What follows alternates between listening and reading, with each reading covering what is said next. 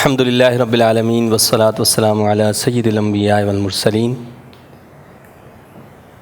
قضا نمازوں کی ادائیگی یہ نہایت ہی ضروری ہے۔ عموماً لوگ یہ سمجھتے ہیں کہ جب ہم نے توبہ کر لی تو شاید وہ نمازیں بھی معاف ہو گئیں، تو توبہ کرنے سے نماز معاف نہیں ہو جاتی ہے۔ یعنی اگر کسی بے نمازی شخص نے، جس کی نمازیں جو ہیں قضا ہوئی ہیں، بالغ ہونے کے بعد نمازیں رہ گئی ہیں، تو جو نمازیں رہ گئی ہیں اس کی توبہ یہی ہے کہ ان قضا نمازوں کو ادا کرنے کی کوشش کی جائے۔ حدیث شریف میں آتا ہے کہ جہنم میں ایک ویل نامی وادی ہے، ویل، جس کی سختی سے خود جہنم بھی پناہ مانگتی ہے۔ اگر اس میں پہاڑ ڈالے جائیں تو وہ بھی اس کی گرمی سے پگھل جائیں، اور یہ ان لوگوں کا ٹھکانہ ہے جو نماز میں سستی کرتے تھے اور وقت کے بعد قضا کر کے نماز پڑھتے تھے۔ یعنی کتنا بڑا گناہ ہے اور اس کی کتنی بڑی سزا ہے کہ نماز کو جو ہے وہ قضا نہیں کرنا ہے، نماز کو ادا کرنا ہے، اور توبہ اس کی یہی ہے کہ اس کی ادائیگی کی جائے۔ جتنی نمازیں رہ گئی ہیں ان کو ادا کریں۔ کسی بھی بے نمازی نے اگر توبہ کی ہے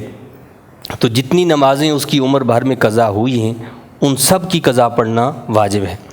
توبہ کر لینے سے نماز معاف نہیں ہو جائے گی، البتہ نہ پڑھنے سے جو گناہ ہوا تھا وہ توبہ سے معاف ہو جائے گا۔ یعنی نہ پڑھنے سے جو گناہ ہوا تھا توبہ سے وہ انشاءاللہ معاف ہوگا، لیکن نماز اپنی جگہ برقرار رہے گی، اس کو ادا کرنا پڑے گا۔ اب اگر ان کی قضا نہ پڑی تو پھر گناہ گار ہوگا۔ اسی طرح بعض لوگ یہ سمجھتے ہیں کہ رمضان مبارک کے آخری جمعہ کو ظہر اور عصر کے درمیان جو ہے وہ 2 رکعت کر کے 12 رکعت نفل پڑھ لیے جائیں، اور اس کو قضاء عمری کہتے ہیں۔ تو اس نیت سے اگر پڑھ لیں تو وہ سمجھتے ہیں کہ اس سے قضا نمازیں معاف ہو جاتی ہیں، تو ایسا نہیں ہے، بلکہ ان نمازوں کے قضا کرنے کا جو گناہ ہے،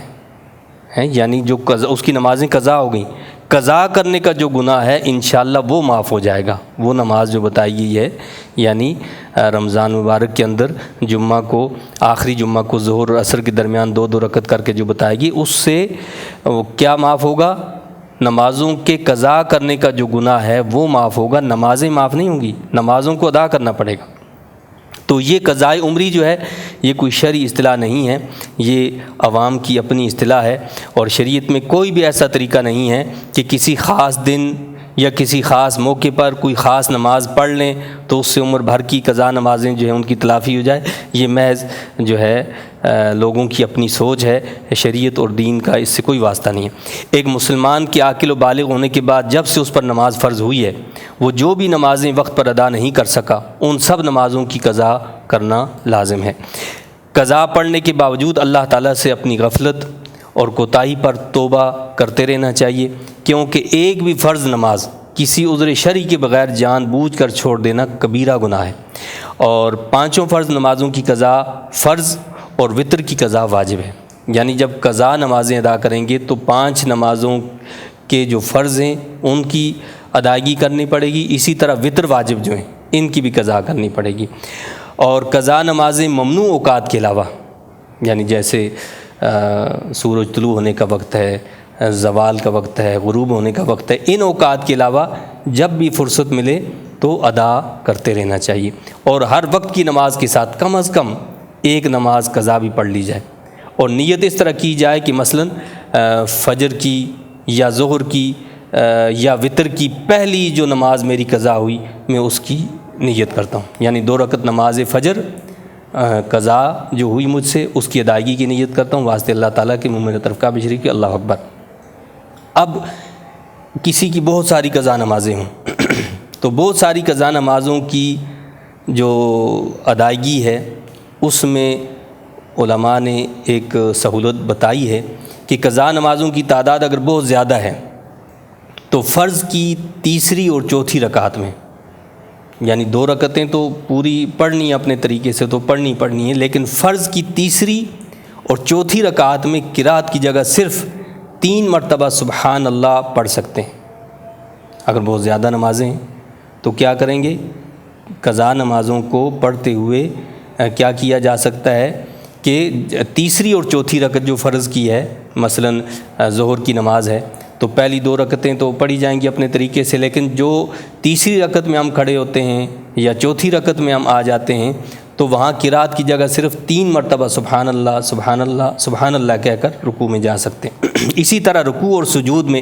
ایک تسبیح پر اکتفا کیا جا سکتا ہے، یعنی جب رکوع میں گئے تو رکوع میں پورا پہنچنے کے بعد 1 مرتبہ کہہ دیا سبحان اللہ اور پھر سمع اللہ لمن حمدہ کہہ دیا، لیکن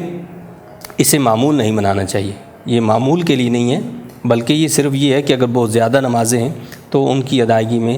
تاکہ سہولت ہو جائے، جلدی ادا ہو جائیں، کیا پتہ انسان کی کب موت آ جائے، اس پر جو فرض ہے وہ عائد نہ رہے بلکہ وہ اس کی ادائیگی ہو جائے۔ اسی طرح وطر کی نماز ہے تو وطر کی نماز میں دعائے قنوت کی جگہ پر اللہم اغفر لی کے الفاظ کہے جا سکتے ہیں، اور قاعدہ اخیرہ جو ہے یعنی جو فرض پڑھ رہے ہیں یا جو وطر پڑھ رہے ہیں اس کی جو آخری رکعت ہے، اور آخری رکعت میں ہم جب بیٹھتے ہیں اور اتحیات پڑھتے ہیں تو اتحیات کے بعد جو درود پاک پڑھا جاتا ہے تو وہاں صرف اتنا بھی کہہ سکتے ہیں کہ اللہم صلی علی محمد و آلہ اور سلام پھیر سکتے ہیں۔ تو یہ اس کے اندر جو ہے ایک قضا نماز کی ادا کرنے کی سہولت ہے، جسے معمول تو ہم نے نہیں بنانا ہے، لیکن یہ بے شمار قضا نمازوں کی ادائیگی کا ایک آسان طریقہ ہے کہ ہم نے قضا نمازوں کو ادا کرنا ہے اور ان کو چھوڑنا نہیں ہے۔ اللہ تعالیٰ مجھے اور آپ کو ہمارے اوپر جو نمازیں فرض ہیں جو ہم ادا نہیں کر سکیں ان کو ادا کرنے کی توفیق عطا فرمائے، اور رمضان المبارک میں خصوصاً جو آپ دیکھتے ہیں کہ لیلۃ القدر کی راتیں ہیں یہ جن میں ہم لیلۃ القدر کو تلاش کرتے ہیں، تو ان میں نوافل کی جگہ پر ان قضا نمازوں کی ادائیگی کا اہتمام کیا جائے۔ اسی طرح عام نمازوں میں بھی نفل ہیں تو نفل کی جگہ ہم قضا نمازوں کو ادا کریں، کیونکہ